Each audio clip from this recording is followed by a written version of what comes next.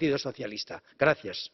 Köszönjük szépen, képviselő úr. Charles Tannocknak adom meg a szót másfél percre az Európai Konzervatívok és Reformerek nevében, parancsoljon.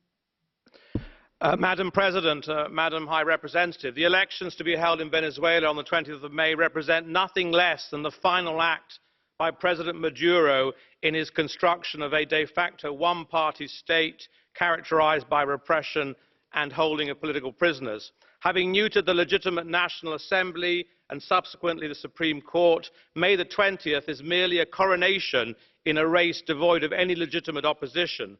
The collapse of the Santo Domingo talks made clear Maduro's intentions to avoid any real challenge to his power now, and is demonstrated by the banning of virtually all opposition parties from these elections.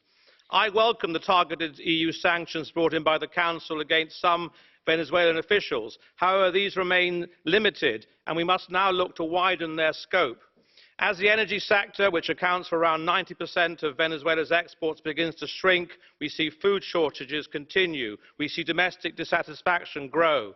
Reports suggesting that the government is looking to open up commercial opportunities for the military is also a worrying sign for the future, suggesting that Maduro intends to follow an all too common in the past Latin American authoritarian tactic for holding on to power via the army.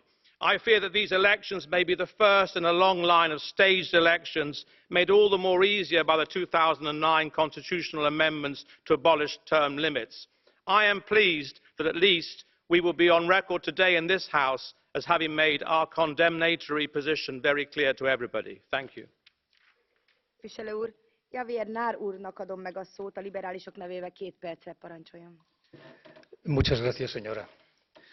Señora Mogherini, gracias por estar acá y su sensibilidad.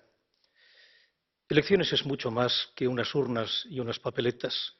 Y se lo digo con la experiencia de quien vivió bajo el régimen franquista, que también tenía urnas y papeletas.